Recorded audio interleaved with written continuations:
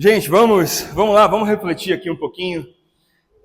Eu quero refletir com você em Gênesis capítulo 2. Se você não encontrar o livro de Gênesis capítulo 2, desista. Esse negócio de igreja não é para você. Deixa quieto. Gênesis capítulo 2, nós vamos ler a partir do versículo 18. Enquanto você encontra aí, deixa eu te dar um contexto rapidinho. Nós estamos numa conversa aqui que nós chamamos de 2-1, que é uma conversa focada em família, relacionamento, casais. Nós começamos o ano falando sobre isso, nós começamos o ano refletindo, então no dia 11 nós refletimos, no dia 18 nós refletimos e hoje, dia 25, é isso? É isso, né? Dia 25 de janeiro, nós vamos fazer a nossa última reflexão sobre esse tema, mas confesso para você que tem sido muito bom refletir sobre isso. E eu confesso isso para você porque é o nosso terceiro domingo refletindo sobre esse assunto e eu não consegui sair do livro de Gênesis ainda. Eu ainda estou em Gênesis. Dava para refletir sobre esse assunto em Êxodo, Levíticos, Números, Deuteronômio, Josué, Juízes. Dava para ir embora até Apocalipse. Até em Apocalipse você consegue refletir sobre esse assunto. Mas vão ficar para os próximos encontros. Vamos lá. Gênesis capítulo 2, versículo 18. Diz o seguinte: Então o Senhor declarou: Não é bom que o homem esteja só. Farei para ele alguém que o auxilie e que lhe corresponda. Depois que formou da terra todos os animais do campo e todas as aves do céu, o Senhor Deus trouxe ao homem para ver como este lhes chamaria. E o nome que o homem desse a cada ser vivo, esse seria o seu nome. Assim, o homem deu nomes a todos os rebanhos domésticos, às aves do céu e a todos os animais selvagens. Todavia, não se encontrou para o homem alguém que o auxiliasse e lhe correspondesse. Então o Senhor Deus fez o homem cair em um sono profundo. Enquanto este dormia, tirou-lhe uma das costelas, fechando o lugar com carne. Com a costela que havia tirado do homem, o Senhor Deus fez a mulher e a levou até ele. E disse então o homem: Esta sim é osso dos meus ossos, é carne da minha carne. Ela será chamada mulher, porque do homem foi tirada. Por essa razão, o homem deixará pai e mãe, se unirá à sua mulher, e eles se tornarão uma só carne. Amém? Que o Senhor fale conosco através da sua palavra. Eu preciso muito de alguns minutinhos seus para nós refletirmos juntos aqui. Então, dá uma sacudida aí, se vier o sono, você fica em pé, se qualquer coisa que vier para tirar a tua atenção, não permita. Vamos prestar atenção rapidinho, muito rápido essa reflexão. Bom, o Gênesis, no capítulo 1 e no capítulo 2, vai narrar para a gente a criação de Deus. Deus é criador.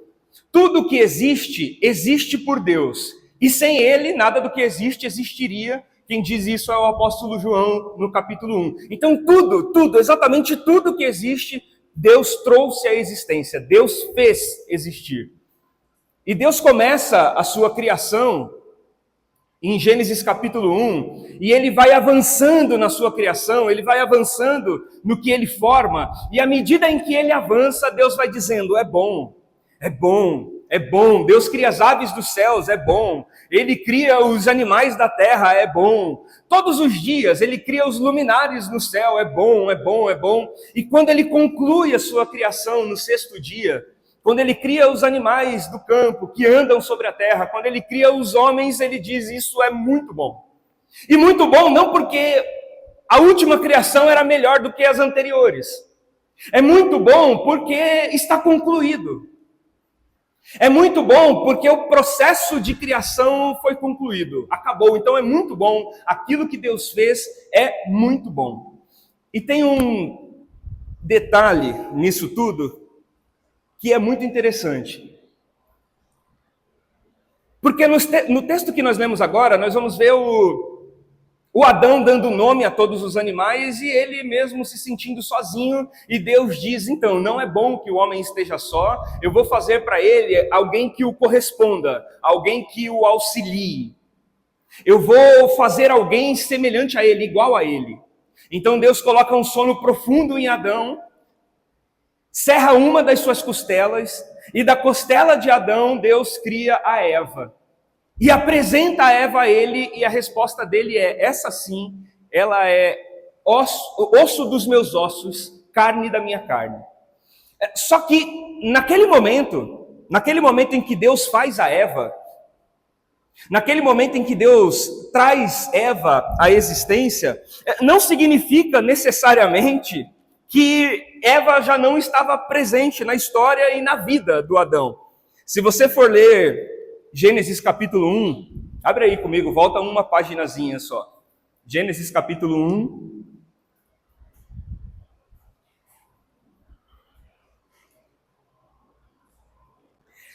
No versículo 26 e o 27.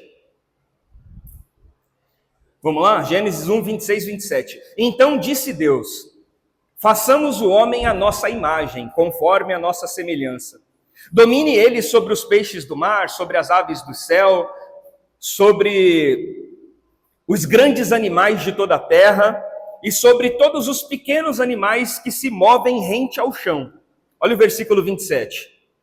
Criou Deus o homem, a imagem de Deus o criou. Homem e mulher os criou. Ou, dependendo da tua tradução, macho e fêmea os criou. Homem e mulher os criou. Então Deus cria simultaneamente homem e mulher. E o homem e mulher que Deus cria, a família, a unidade que Deus cria, ele chama Adão.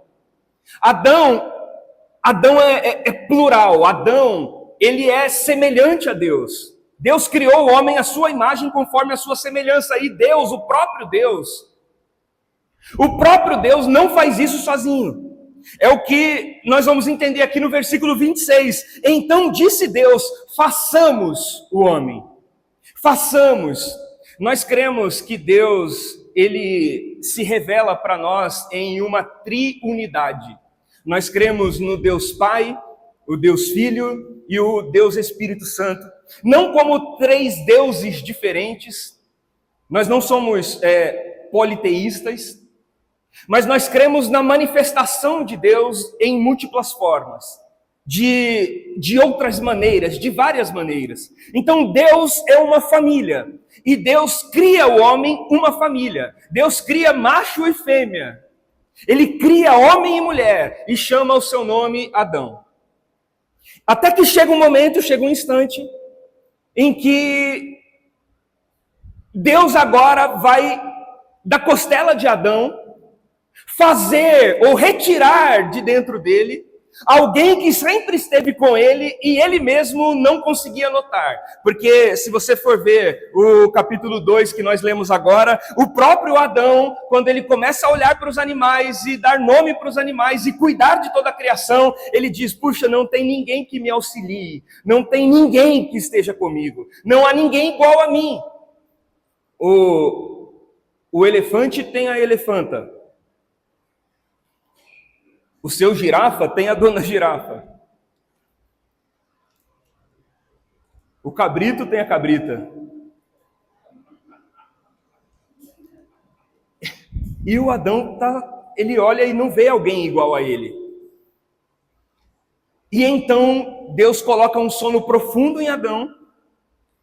E esse sono profundo, você pode entender isso ou perceber isso como a morte, o sono da morte, o Adão morre. Deus coloca um sono profundo em Adão, ele morre. E Deus faz uma cirurgia nele. E tira de dentro dele aquilo que sempre esteve nele. Aquilo que sempre permaneceu nele. Aquilo que sempre esteve presente e ele não estava conseguindo notar. E Deus coloca então na frente dele. E aí sim ele reconhece e diz, puxa, realmente ela é osso do meu osso. Ela é carne da minha carne. Ou seja, ela sou eu. Ela sempre esteve comigo e eu sempre estive com ela. Nós sempre estivemos juntos, e ele nota finalmente que sempre estiveram juntos, que sempre caminharam juntos, que ele nunca esteve solitário, nunca esteve sozinho. A pergunta que eu fiz quando eu estava refletindo sobre esse texto é por que Deus, sabendo disso, já no momento de fazer o Adão e a Eva do pó da terra, já estava com a mão suja de barro, né?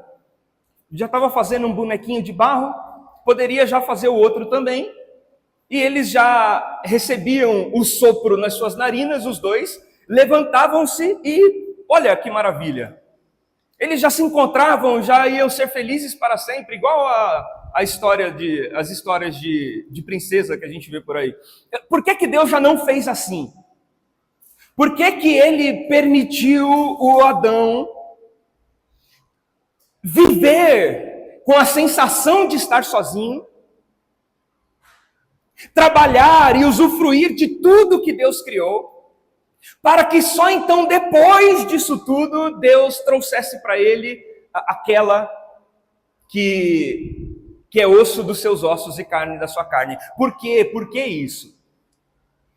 E as conclusões que eu ia chegando à medida em que eu refletia, elas estão bem relacionadas à ideia de que Deus foi permitindo Adão desfrutar de tudo e entender que a vida não se limita em desfrutar de tudo. Deus permitiu que o Adão vivesse tudo. Trabalhou colocando nome nos animais, arando o campo, e aí depois ele está desfrutando ali de tudo que Deus criou, o mundo inteiro só para ele, e no final de tudo, com o mundo inteiro só para ele, sendo o Senhor de tudo, de todo aquele mundo, porque Deus, quando cria, entrega para ele o domínio sobre isso. Nós lemos no Gênesis capítulo 1, versículo 26, Deus entregou o domínio para o homem, disse, domine sobre os peixes, domine sobre os animais, domine sobre tudo que tem aqui, essa terra é sua, toma. Então ele era dono de tudo e ainda assim não estava satisfeito. Dono de tudo, responsável por tudo e não satisfeito com nada. Então Deus permite o homem caminhar com a sensação de solidão, mesmo desfrutando de tudo, para que no final ele entenda que não é bom que o homem esteja só. E é legal isso porque quando começa esse processo de criação, Deus vai dizendo que é bom, né? Eu fiz isso e é bom, eu fiz isso e é bom, eu fiz isso e é bom. E aí daqui a pouco ele reúne toda a criação e ele diz, isso é muito bom. E aí daqui a pouco ele olha e fala assim, só que não é bom. E aí você fica, peraí, é bom ou não é bom? Porque Deus disse que tudo era bom. Aí no momento seguinte ele diz, mas não é bom que o homem esteja só. Então tudo era bom, mas isso não era bom. É como se Deus estivesse olhando para o homem e falando assim, ó, você vai alcançar a sua plenitude daqui a pouco. O que eu criei é ótimo, é bom. Mas você vai alcançar a sua plenitude daqui a pouco, calma. É como quando você tem uma criança, um filho. Você olha para aquela criança e você sabe que é muito bom. Mas você sabe que ela ainda não anda sozinha, ela ainda não se alimenta sozinha, ela ainda não tem dentinho na boca para mastigar comida sólida, precisa de leitinho. Então você olha e fala, embora seja muito bom, ainda tem um processo pela frente de crescimento, de amadurecimento, de transformação. Então existe um processo. E aí Deus diz, olha, é muito bom o que eu fiz, mas não é bom que o homem esteja só. Esse status aqui não é o status ideal, isso vai mudar.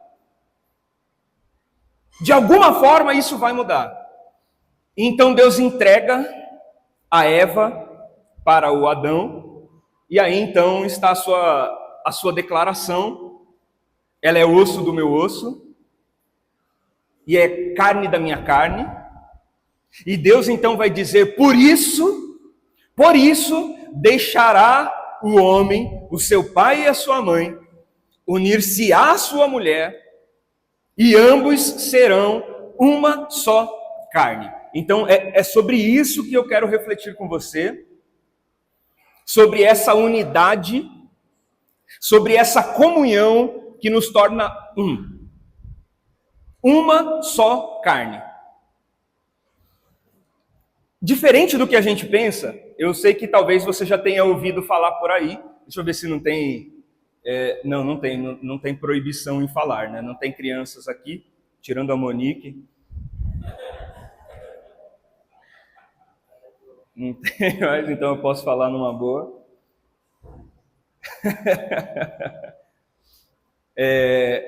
Diferente do que a gente ouve por aí, o tornar-se uma só carne não é o momento da consumação sexual.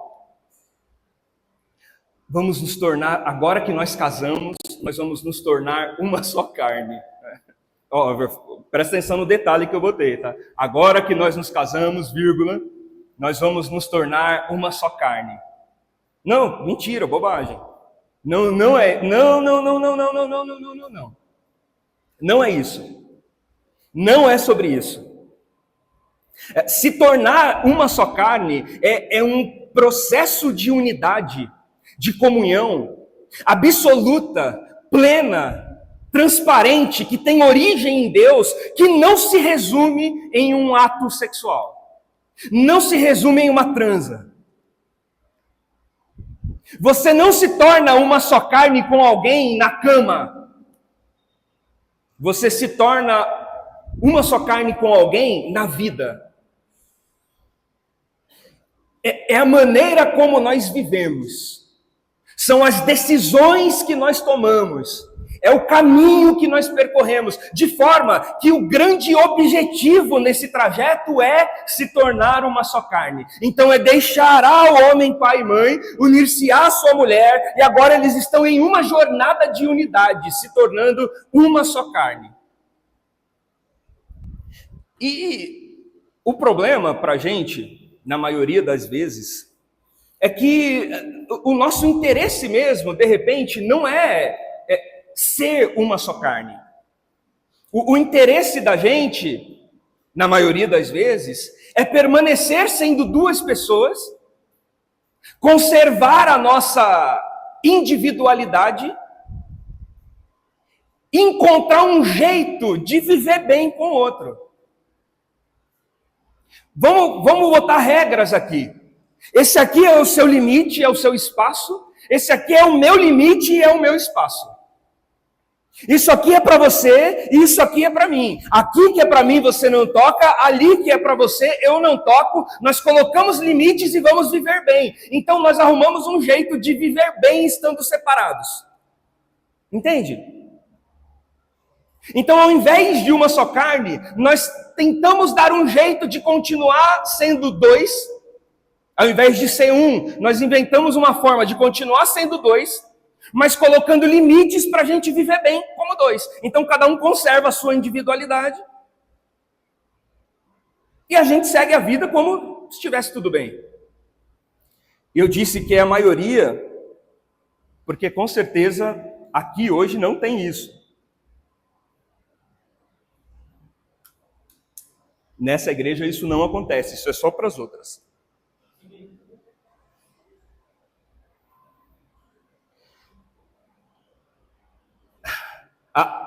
A união que a gente está lendo aqui, ela passa por um processo de transformação em você, e isso é um dom de Deus, que não rouba a tua pessoalidade, mas que anula a tua individualidade. Eu vou explicar melhor e com mais calma. Não rouba a tua pessoalidade, mas anula a tua individualidade. E há uma diferença sutil entre a pessoalidade e a individualidade. Porque a pessoalidade diz respeito a você. A você como pessoa. A pessoalidade diz respeito ao seu estilo, à sua forma, ao seu jeito. Tem gente que é carinhoso, grudento. Tem gente que já não gosta tanto. Tem gente que é touchscreen, que fica ali, vai, toca em mim, vai, por favor, toca em mim. Tem gente que não gosta. Tem de tudo, tem de tudo. Então são pessoalidades. E as pessoalidades, elas não podem nunca ser anuladas, porque esse é você. A gente não anula a pessoalidade, a gente entrega para o outro a nossa individualidade. Então, relação é o lugar onde eu confio a você a minha individualidade. A partir de agora, eu entendo que não sou só eu. Que as decisões não são para o meu benefício, para o meu bem-estar, para a minha felicidade, para a minha alegria, para o meu contentamento. Então, eu anulo a minha individualidade, porque agora eu não penso só em mim. Eu não tomo decisões individuais. Eu não procuro me bancar sozinho ou me virar sozinho. Eu não procuro guardar para mim coisas que deveriam ser nossas. Eu não excluo mais o outro da minha vida e das decisões importantes que a minha vida demanda. Eu não anulo mais o outro. Por quê? Porque a minha individualidade foi entregue. A minha individualidade foi ofertada. Isso, inclusive, deveria ser o sermão de todo casamento. Todo casamento que a gente for celebrar, ao invés da gente ler 1 Coríntios 13, o amor, que maravilha. A gente devia pegar o pessoal e falar assim, ó, a partir de agora, você está abrindo mão da sua individualidade. Você está ofertando a sua individualidade para ela e ela está ofertando a individualidade dela para você. Tudo bem? Porque a partir de agora, você mantém a sua pessoalidade, mas você não vive mais como um indivíduo que não depende de ninguém e que se banca sozinho. A partir de agora, você não faz mais isso e você não vive mais isso. Acabou a individualidade. Agora nós somos uma só pessoa, uma só carne. Rapaz, acho que esse é o trem mais difícil. Porque o lance é como que a gente coloca limite nos indivíduos para que os indivíduos não se atravessem. Vai, seja sincero. Como que a gente coloca limite nos indivíduos para que os indivíduos não se atravessem? E não como a gente sacrifica os indivíduos em favor da relação.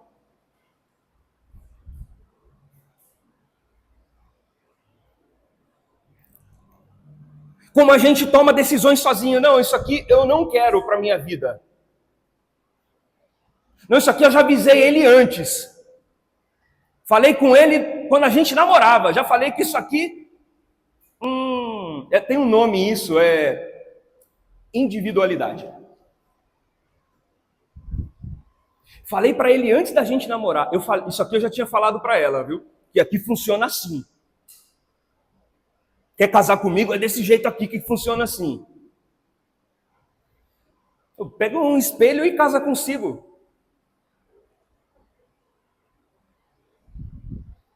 É abrir mão das individualidades. O objetivo, a jornada, é a jornada de se tornar uma só pessoa. Sem abrir mão da sua pessoalidade, mas entregando como oferta a sua individualidade.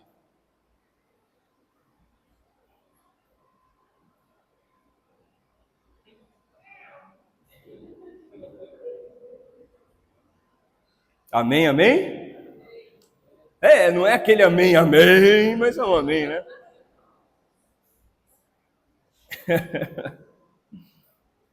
Não é aquela coisa que você diga, nossa, que amém, mas tá bom, já é um amém. É um bom começo.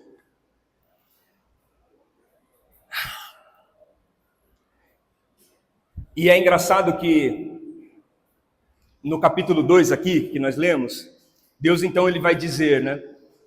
Por conta disso, por causa disso, deixará o homem o seu pai e a sua mãe.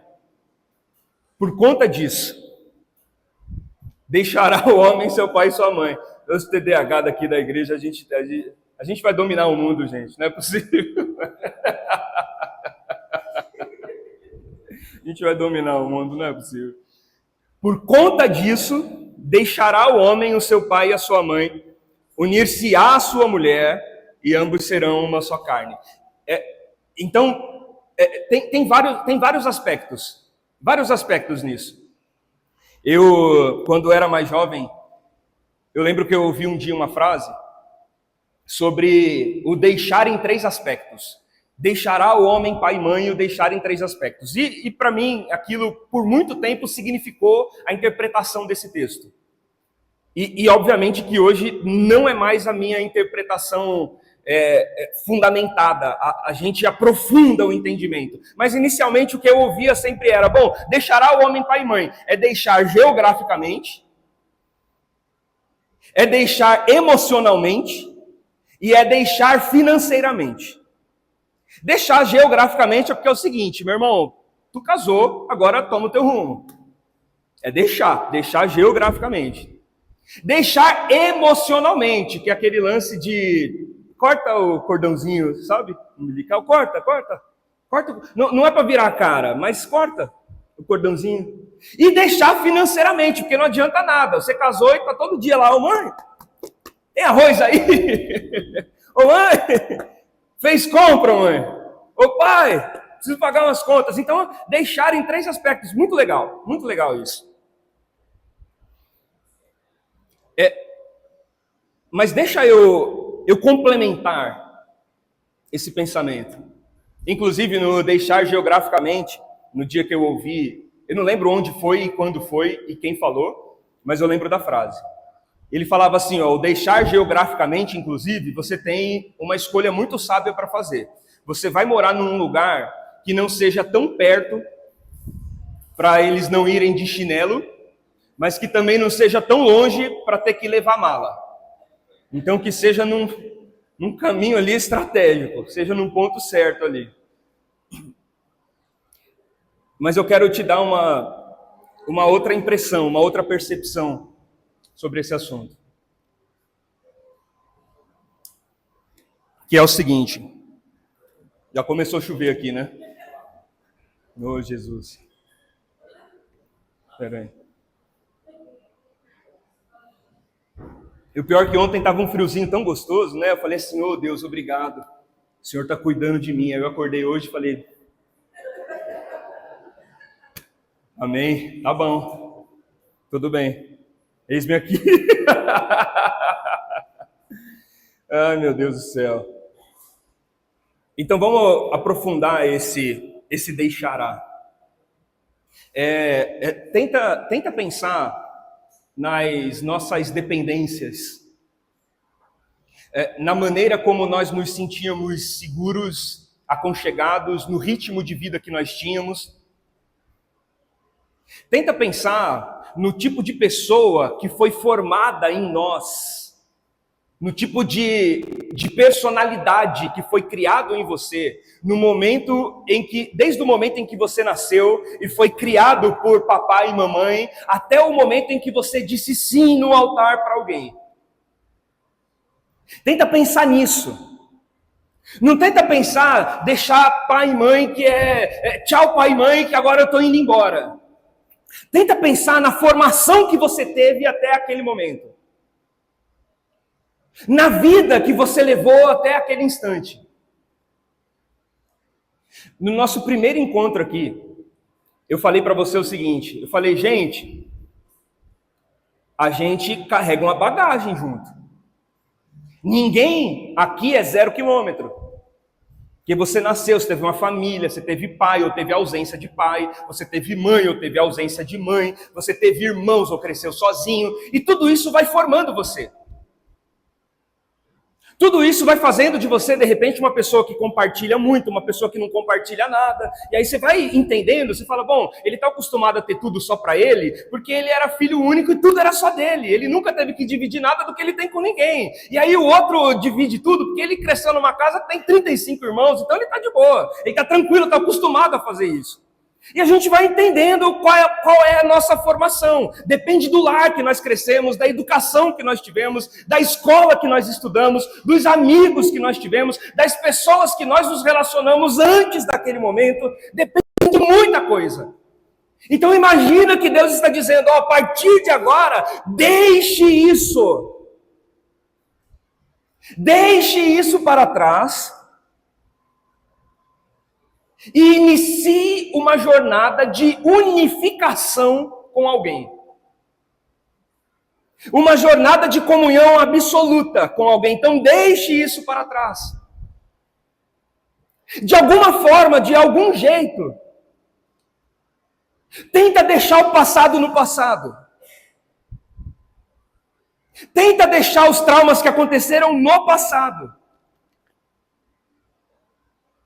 Porque aí você não vai ter desconfiança agora no teu relacionamento, porque no seu relacionamento anterior houve quebra de confiança. Foi no anterior. Então deixa e segue agora outra coisa, outra história, outra vida, é outra pessoa, é outra realidade. É deixar. Deixa. Deixando. Aí você segue uma jornada de unificação. Porque se a gente não deixar para trás, muitas coisas que precisam ficar para trás, a gente não consegue caminhar para frente. E aí que começa a surgir os acordos. O acordo que vai manter a nossa individualidade numa relação. Os acordos que vão nos manter sendo seres distintos. O acordo que vai manter cada um no seu quadrado e acordo de boa convivência. Você não me enche o saco aqui, eu não te encho o saco ali. Você não toca nesse assunto, eu não toco naquele assunto. Você não abre essa porta, eu não abro aquela porta. Você tem os seus problemas, eu tenho os meus problemas. E vamos resolver sozinho. É isso mesmo. É isso que Jesus ensinou.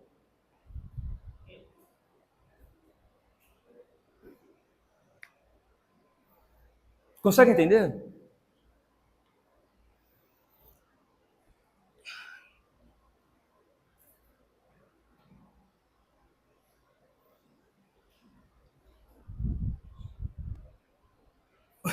O convite que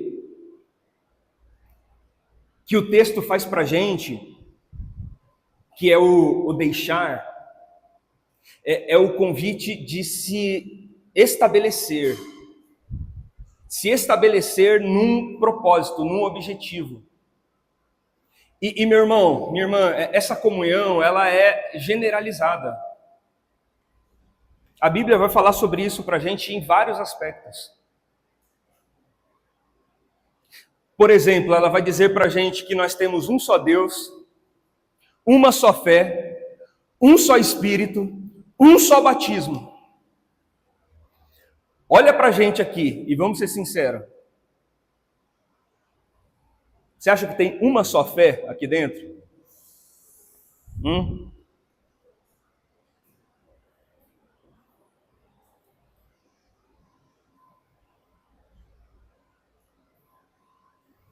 O nosso problema de comunhão não é só familiar, que diz respeito à nossa família nuclear. O nosso problema de comunhão é generalizado. Nós não conseguimos ter unidade de fé.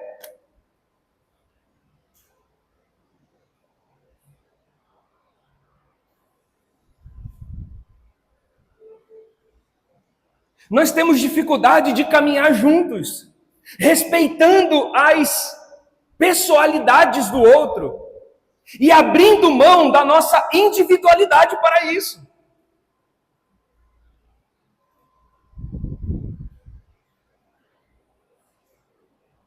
Entende o que eu estou falando?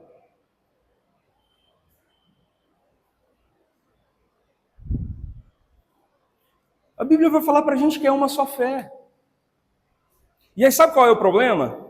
O problema é que na nossa individualidade nós vamos desenvolvendo crenças. E as nossas crenças resistem à nossa fé.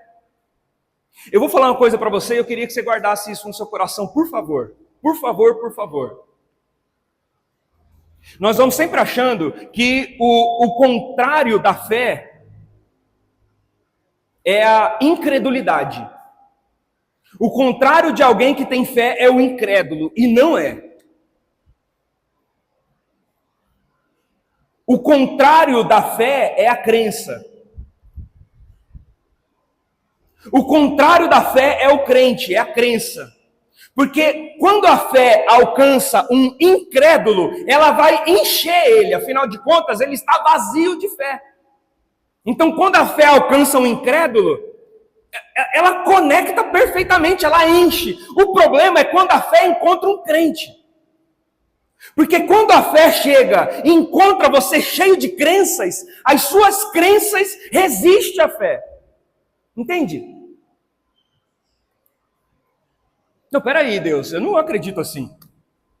Eu não creio desse jeito.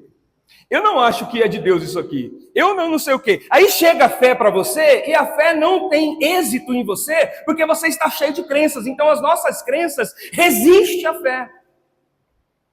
Meu irmão, pregar para um incrédulo é a coisa mais gostosa do mundo. Eu amo fazer isso. Nossa, como é gostoso. Tenta pregar para um crente. Tenta. Você vai ver ele falando, isso aí eu já sei. Isso aí eu já li. Isso aí não sei o quê. Não. Eu tenho não sei quantos anos de evangélico. Eu já fui 25 anos da igreja. Pois é, então, você está cheio de crença. E as suas crenças oferecem resistência à fé. Por isso que a Bíblia vai dizer que é uma só fé. Nós estamos unidos em uma só fé, mas nos separamos por causa das nossas crenças. Porque as nossas crenças estão conectadas com a nossa individualidade. O indivíduo é cheio de crenças. A pessoa que Deus criou é conectada a Ele por fé. Mas o indivíduo é cheio de crenças. Por isso que grande parte do nosso trabalho aqui é ajudar você a desconstruir as suas crenças, para que você encontre finalmente a fé. A fé livre das crenças. Livre desse tanto de costume maluco que a gente vai colocando como pré-requisito para Deus trabalhar. Não, o negócio é o seguinte, eu tenho que chegar lá e tem que ser desse jeito. Eu faço isso, depois eu faço aquilo, tem um processo para seguir, né? Tem um checklist, e aí é desse jeito, porque Deus funciona assim. E aí o louvor tem que ser desse jeito. Nunca comece um culto com louvor de adoração, viu? Comece com louvor de celebração, porque aí depois você canta uma adoração, e depois vem a palavra, e depois não sei o quê. E aí a gente vai criando essa ordem, o jeito como as coisas funcionam, e a gente não consegue sequer dar liberdade para o Espírito de Deus fazer o que Ele quer fazer. Porque ao invés do Espírito de Deus conduzir o nosso encontro, nós encaixotamos o Espírito de Deus para Ele fazer o que a gente já planejou. Crença. Crença.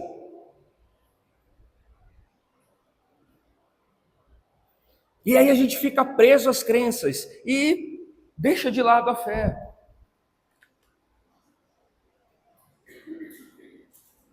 Costumes, formas, jeitos. A gente vai encaixotando Deus como se Ele funcionasse da nossa forma. É porque eu creio assim, eu acredito assim. Mas nunca foi sobre o que você acredita. Sempre foi sobre o que Ele é. Deus não é o que eu acredito que Ele é. Deus é o que Ele é. Qual foi a resposta dele para o Moisés no Monte Horebe? Lembra? Quando Moisés chega, a sarça está ardendo ali, queimando. O Moisés pergunta: quem é você? O que Deus responde para ele? Eu sou o que eu sou. Eu não sou o que você quer que eu seja. Eu sou o que eu sou. Porque não é você que me define, Moisés. Não é o que você acredita a meu respeito que me define. Eu sou o que sou e não o que você quer que eu seja. E as nossas crenças vão formando o Deus que nós queremos que Ele seja, e não necessariamente o que Ele é. Então eu abro mão do que eu acredito sobre Ele, para que eu o conheça verdadeiramente. Isso é fé. Fé é conhecer a Deus.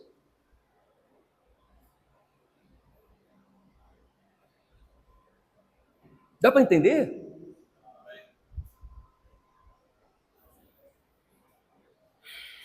Que bom.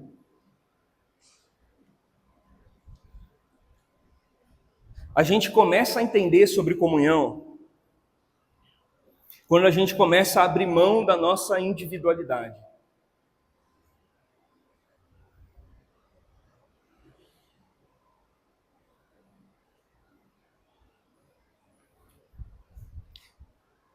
Começa a entender melhor a nossa pessoalidade, abrindo mão da nossa individualidade e caminhando para que na igreja tenhamos uma só fé, para que com a minha família sejamos um só corpo. Entende? Abrindo mão da individualidade.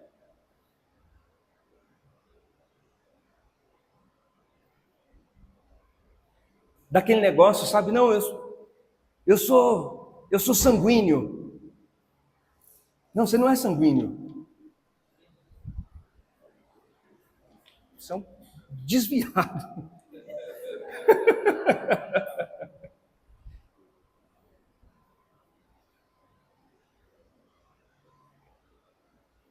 Não importa. E se você é sanguíneo, tudo bem. Abra mão da sua individualidade. Consegue? Abra mão da sua individualidade. Senão, a gente vai ter que sempre colocar um limite para a gente se relacionar. E toda relação que tem esse limite relacional nunca vai ser plena. Não é bom. É o que Deus fala para o Adão. Não é bom. Toda relação que tem um limite relacional não é bom. Sabe aquela pessoa que você fica pensando, não, eu tenho que chegar nela, mas peraí, eu não posso brincar, eu não posso tá com o cabelo despenteado, eu não posso falar tal palavra, eu não posso fazer tal coisa, eu não posso... Chega, você não sabe nem o que falar, você fala, porque eu não sei, se eu falar de repente uma palavra errada, acabou nossa amizade. É duro, é triste, por quê? Porque tem barreira, porque a sua individualidade está ali, está reinando.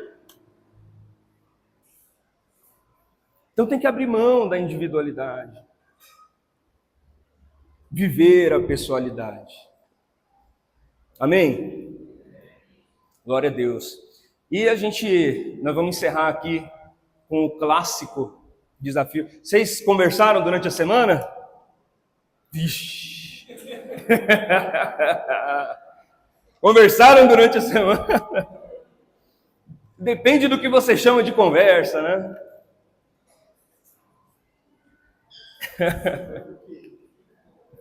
Pois é.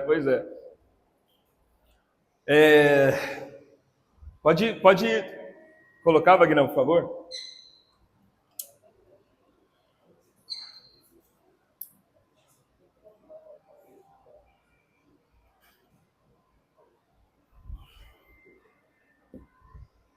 Tem uma conversa para você ali.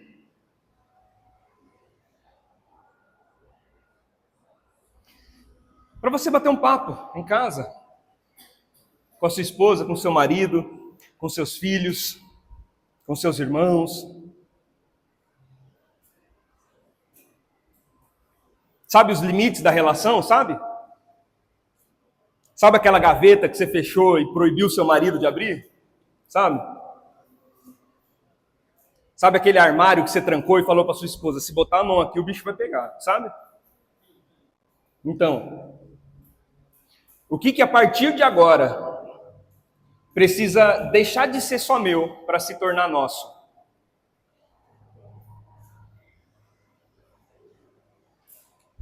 O que a partir de agora precisa deixar de ser só meu para se tornar nosso? Porque, meu irmão, e não vale videogame não. PlayStation é dele, deixa.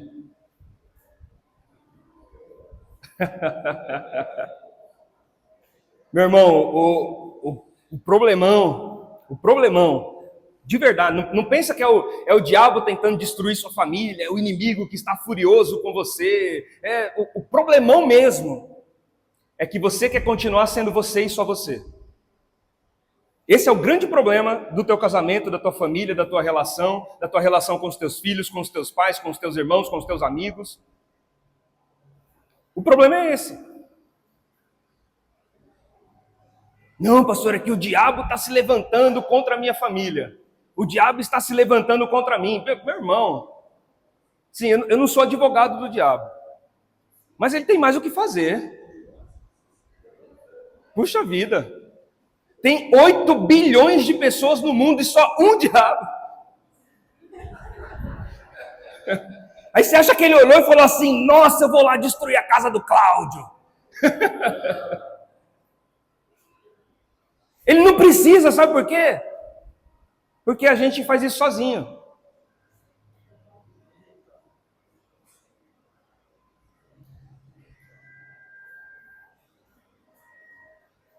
Ele não precisa porque é a gente mesmo que está fazendo isso.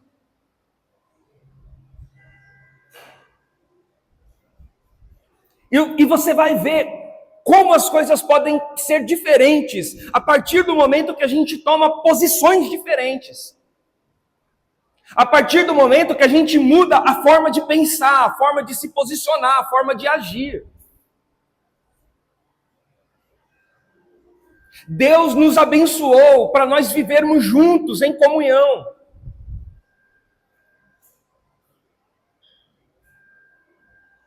Uma só carne é dividir a mesma essência.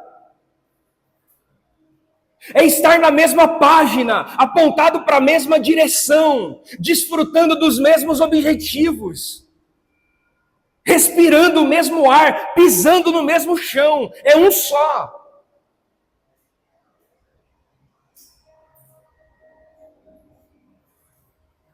Não tem coisas que você decide sozinho, porque você não vive sozinho.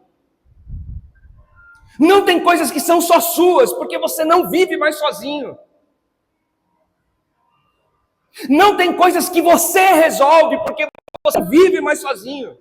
Não tem coisas que você puxa só para você e vive ali preso na sua individualidade. Não tem mais isso. Então, por favor, perguntem-se. A partir de agora, o que precisa deixar de ser só meu para se tornar nosso?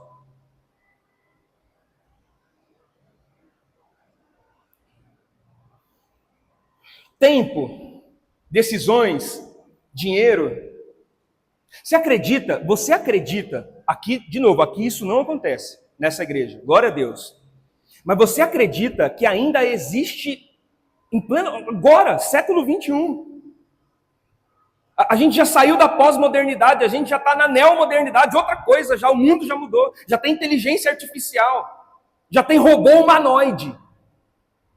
E você acredita que ainda tem cabra que chega em casa e fala para a esposa, eu trabalho, eu sou o dono do dinheiro, Você acredita que existe ainda isso? Aqui não tem. Mas lá fora, você acredita? Ah, eu sei que faz sua comida, né? Eu sei que lava sua roupa, eu sei que arruma sua casa, né, bonito? É, né? É. O que precisa deixar de ser só meu para se tornar nosso? Você acha que só porque é só você que trabalha, que é só você que toma as decisões financeiras da sua casa? Você casou com uma mulher, você não contratou uma empregada.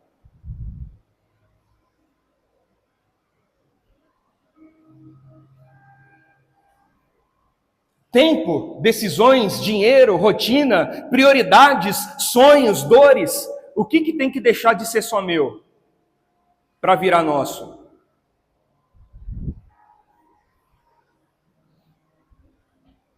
De novo, eu coloquei algumas observações. Eu tenho que conduzir os meus irmãos em amor. Então, eu coloquei algumas observações ali. Por favor, não é para negociar, tá? Ah, não, então a partir de agora o dinheiro é nosso, mas a rotina quem escolhe sou eu. Não, você escolhe isso, eu escolho aquilo. A gente não está falando de negociar, a gente está falando de comungar, de decidir junto tudo. Não é para negociar, não é para convencer, é para oferecer.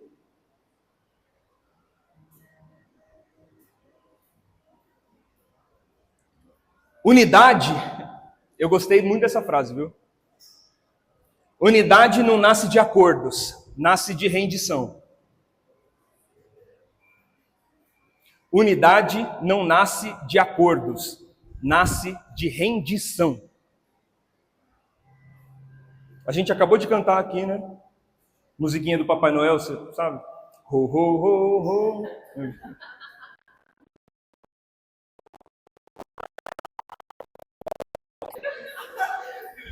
Essa estava guardada faz tempo, gente, faz tempo.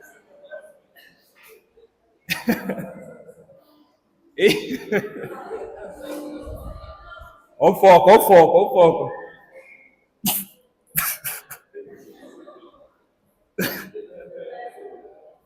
Oh Deus, tem compaixão. Eis-me aqui, rendido estou. Então eu espero que esteja mesmo. Espero que você esteja rendido, que não seja só uma música, porque unidade não nasce de acordos, unidade nasce de rendição. Rendido estou. Aberto, livre da minha individualidade, das minhas questões mal resolvidas. Vamos botar tudo isso na mesa? Vamos resolver isso juntos? Resolver os nossos traumas juntos? Não precisa resolver sozinho, não. Tem alguém com você, tem alguém por você. Tem alguém que é você. Osso dos seus ossos, carne da sua carne. Amém? Vamos ter um minutinho de oração? Fica de pé, por favor, comigo.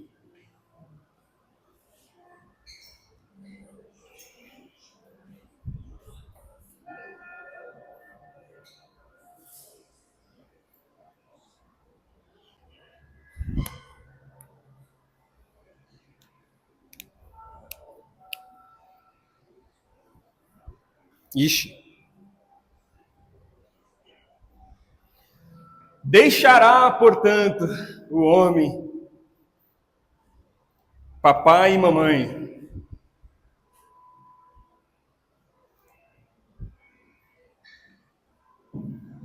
deixará no passado aquilo que é passado, deixará os costumes que nos atrapalham a viver como um casal e uma família, deixará as comparações que se faz, olha a minha mãe, não sei o quê, olha o meu pai, deixará.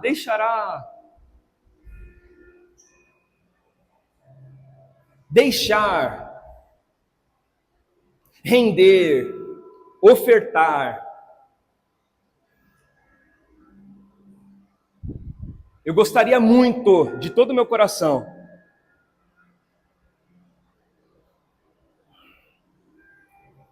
de pedir para você ofertar a sua individualidade hoje para a sua família.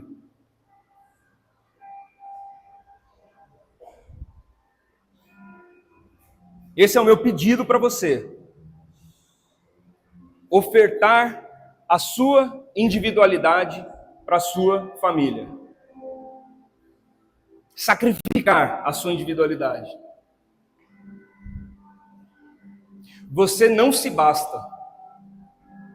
Você não dá conta sozinho. Você não foi feito para dar conta sozinho. Lembra do que Deus falou? Não é bom que o homem esteja só. E o homem é a raça humana, tá? Você não nasceu para viver sozinho, ou para decidir sozinho, ou para tomar atitude sozinho, ou para resolver seus conflitos sozinhos.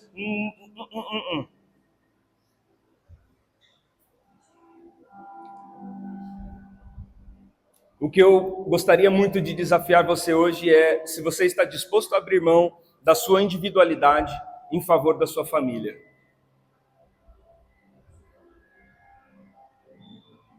Se você está disposto a retomar a discussão sobre aquele assunto que você sozinho já decidiu que nós não íamos levar para frente, porque eu não quero. Então, abra mão desse eu aí, por favor. Vamos voltar a colocar esse assunto na mesa. Vamos puxar esse assunto de novo para conversar? Porque eu não tomo decisões sozinho.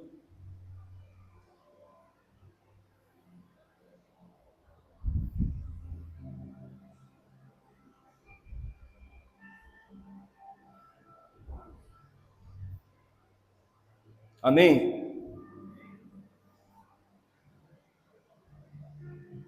Se você tiver acompanhado aí, procura aí o seu acompanhante, sua acompanhante. Gabriel tá triste que tá sozinho hoje. Quer dar um abraço aqui, meu irmão?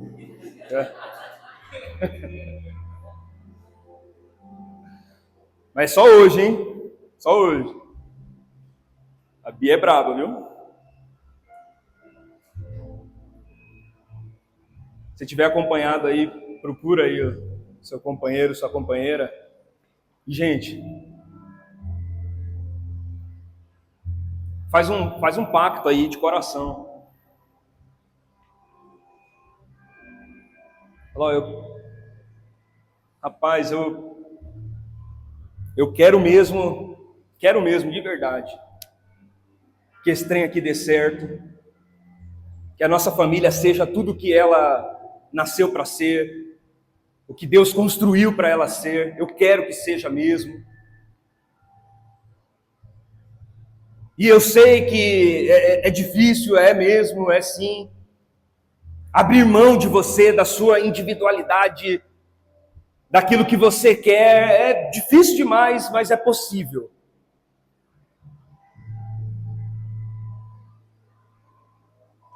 Dê esse passo, por favor.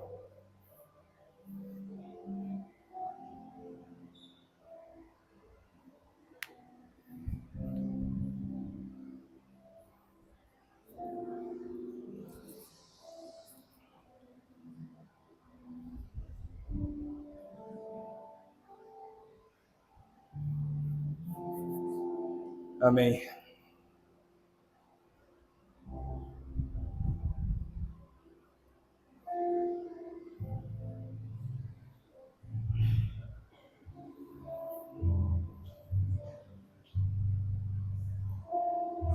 Dá um cheiro no Gabriel aí também.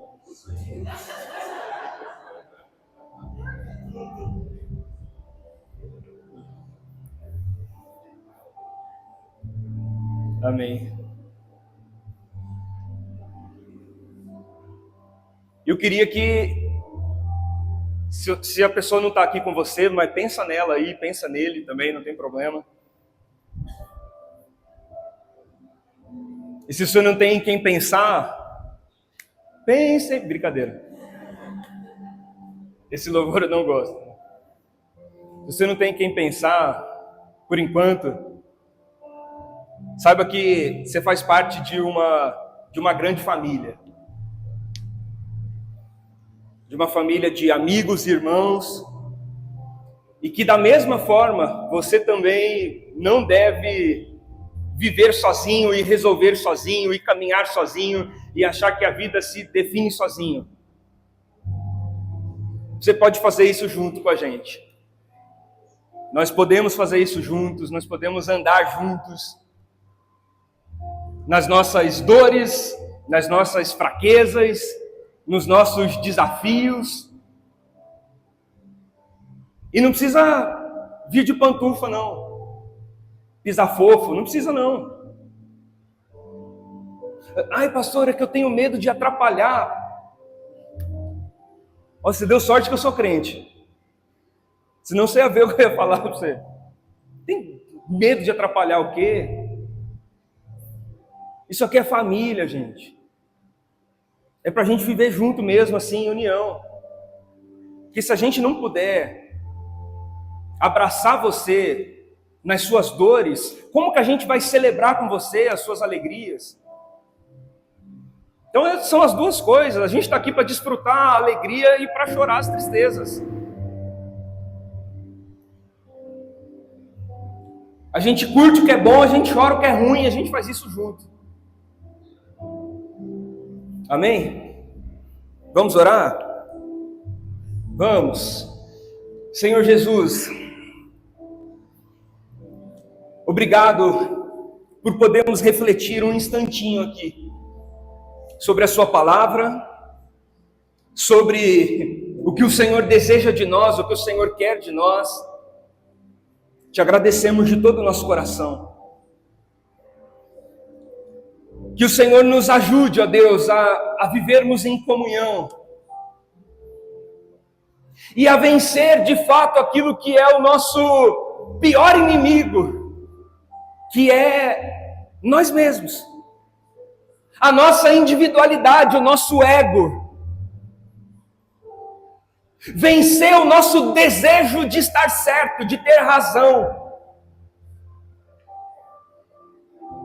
Ajuda-nos a nos entender de fato como família, como uma só pessoa, uma só fé.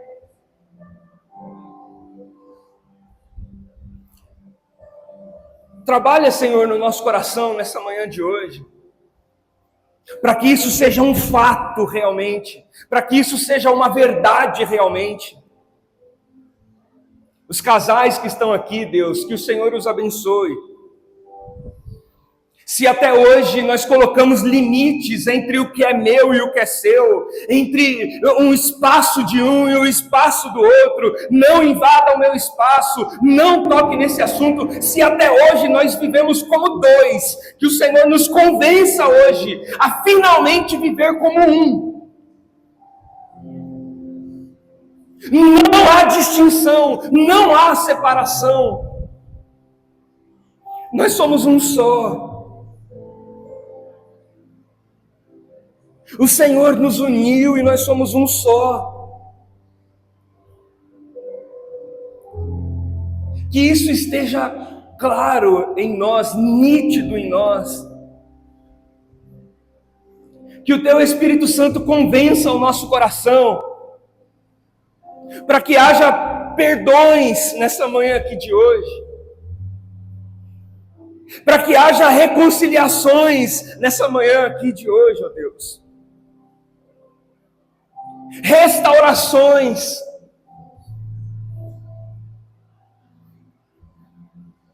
para que essa família seja tudo o que o Senhor quer que ela seja.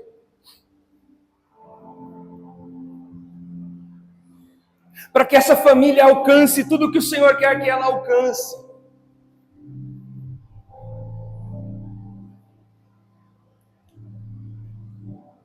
Que o Teu Espírito Santo trabalhe em nós.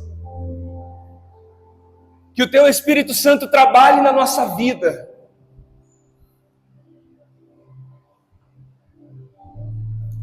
Que o Teu Espírito Santo forme e molde o nosso caráter.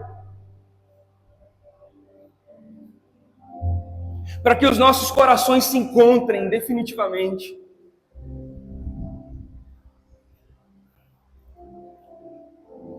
Eu sei que a nossa individualidade resiste.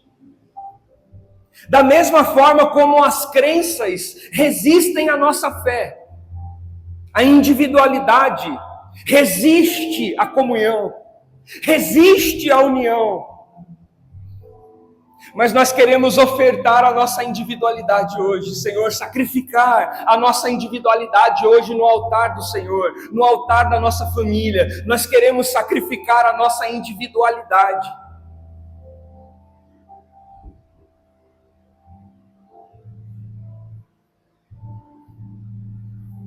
Para viver a plenitude da comunhão.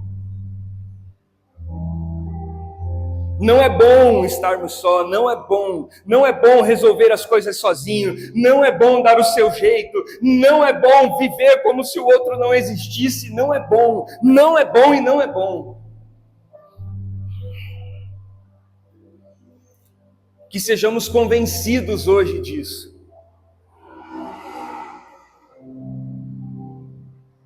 Em nome de Jesus e para a glória de Jesus. Amém. Amém.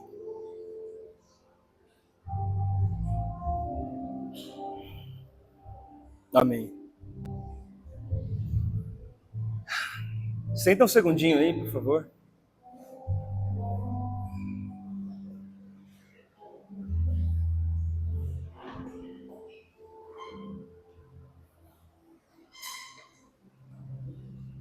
Amém aí? Amém? Boa. Então você tem um desafio durante a semana aí, tá? O Vagnão já compartilhou lá no grupo? Já? Já está lá no grupo de WhatsApp da igreja. As perguntas lá para a gente fazer. Está lá disponível e bora conversar então. Bem, nós estamos chegando ao término do nosso encontro aqui. Espero que você tenha refletido bem, que Deus tenha tratado o seu coração. Espero mesmo. E, meus irmãos, a gente vai agora para os nossos momentos de contribuição. E eu quero pedir para você que contribua, se você quiser. Você não é obrigado a fazer isso. Se você quiser, se você puder, e o quanto você quiser, contribua de todo o seu coração, com alegria, com amor, com graça e com fidelidade. Contribua de todo o seu coração. E a gente fala se você quiser, se você puder e o quanto você quiser, porque isso aqui pra gente é fundamental, de verdade. Falaram para mim esses dias, falou, pastor, se você continuar falando assim, a gente não vai conseguir pagar o aluguel da igreja. Eu falei, olha, se a gente não conseguir pagar o aluguel da igreja, a gente volta para o coworking, eu não tenho problema nenhum com isso.